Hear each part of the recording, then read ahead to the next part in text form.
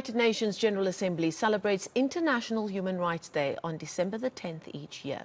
It adopted the Universal Declaration of Human Rights back in 1948. Now, this year's theme is dignity, freedom and justice for all. Let's talk some more about this by the South African Human Rights Commission's Chairperson, Advocate Bongani Majola, who joins us virtually from Centurion this evening. Advocate, thank you so much for your time this evening. Before we look locally, could we start by looking internationally? I was having a look at the statement released by the United Nations Human Rights Chief, who sent out a statement to mark this day. And his overarching thread is that amid intractable challenges, he says, solutions are within sight. And he mentions various hotspots across the world, including Sudan and Haiti, Yemen, Afghanistan, Mozambique, of course, Somalia. He mentions China. He doesn't mention Iran, but we can't have this conversation without mentioning them as well. And it seems these hotspots are forever in the headlines, and rightly so. But against the backdrop of ever polarizing politics in various parts of the world and an immigration crisis that doesn't seem to be finding any kind of workable solution in the countries where people really should be shown a welcoming hand and a step up as they flee various crises in their country. When you think of what this day means, do you agree with the Human Rights Chief that solutions are within sight? I do agree with the UN chief that solutions are within sight. The very fact to me that many people have now started embracing their whole idea of human rights, even though they do not practice what they teach, tells us that there is a step in the right direction. In other words, the voices that say that people have got inherent human rights are becoming louder and louder in the world, and eventually, of course, it will drown out all the voices that oppose human rights, either in word or in practice. And my sense is that many of the people that are in charge of these countries where you find serious violations of human rights are people really who were born much earlier and met the whole idea of human rights at their old age. And these days we teach human rights even in schools. We have got, for example, in South Africa, we've got moot court competitions for students at universities.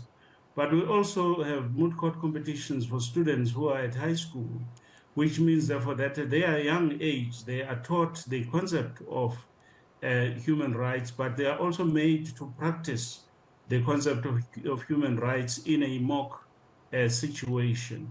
So I do think that, you know, we are getting better as each day passes. It is a slow process, but I don't think that we are regressing as the world. Now, ourselves, along with the world, are coming through or have come to the other side of a pandemic. COVID-19, of course, is not a thing of the past. It's still living amongst us, but it has been a very, very difficult time for our country, specifically in battling this scourge. The WHO has also released a statement to mark this day, and they have said there can be no dignity, freedom and justice without health for all. And we all know the various battles that South Africans have faced in the last few years already as they've tried to gain access to health. And of course, we know that our health service, or especially our government-provided health service, has come up short repeatedly. In your opinion, and based on the various reports that your teams face at grassroots level every single day, are we succeeding in that battle to ensure that that very important right of the right to access to health for South Africans is being met? No, we have not succeeded in making sure that the right to health is being met. You have seen just last week that the Minister of Health has acknowledged that the shortages of ambulances. We've complained to government that there are shortages of facilities where people can be given access to healthcare. We complained about the infrastructure. We complained about the endemic shortages of staff with some provinces deciding not to fill positions of nurses and doctors when they become vacant. And so we are not moving forward in health. But I wouldn't want us to look at health alone, because, the dignity and freedom and justice for all will be seen and felt when all the rights that are in the Bill of Rights are recognized. All the socioeconomic rights in the Bill of Rights need to be fulfilled. So there are still so many people who use pit latrines. There are many people who do not have access to water. In the Eastern Cape, we still have these reports of people drinking water that, is also being, muddied by goats and cattle. We have people who are living in informal settlements, were born there, they are now adults. They don't have adequate housing. And so they live an undignified life. And generally, we have also the majority of people in this country who are still who haven't seen economic freedom, because they are poor, they are unemployed, they are unequal in the country. Today also marks the day that our own constitution was signed into law. So it's two very important documents. And in those documents, as you've just mentioned, I brought up the WHO as a way of approaching our challenges on the health front. But like you've mentioned, and we've had it in the news specifically just over the last few days, the lack of access to clean running water, education, healthcare, just safety. If you look at our crime rate and the inability of government to try and get a hold on our crime issue, to provide that safety, which is supposed to be a human right. Gender-based violence. We've just come to the end of another campaign of 16 days of activism against gender-based violence. Our country has an inability to protect our most vulnerable, our women and our children. And then, if you look at the last few days, as has happened in KZN, after we've got floods as a massive issue, also because, like you've just mentioned, South Africans aren't being provided, enough South Africans aren't being provided with suitable housing. So many of them are having to create their own shelter in places that make them vulnerable to danger when rivers burst their bank. It just seems that our issues are insurmountable. How do you feel when you look at that high mountain of problems that our ordinary South Africans face every single day, and it just seems our government is unable to get to the other side of it? Yes, our government looks quite unable to get to the other side of it. We've just finished a 2-day conference yesterday on corruption. One of the biggest challenges that speaker after speaker spoke about yesterday is corruption in government. And this corruption actually has these effects that we have just mentioned, that because corruption takes away the resources that are meant for providing access to housing, to water, to get more law enforcement resources to stop the violence, to prosecute crime. Nowadays, people actually have no regard for the law. They do what they want because they know they can't be prosecuted. And that is because the NPA is under-resourced, the police are under-resourced, and so on. And the monies that, could go to those agencies have been eaten up in corruption.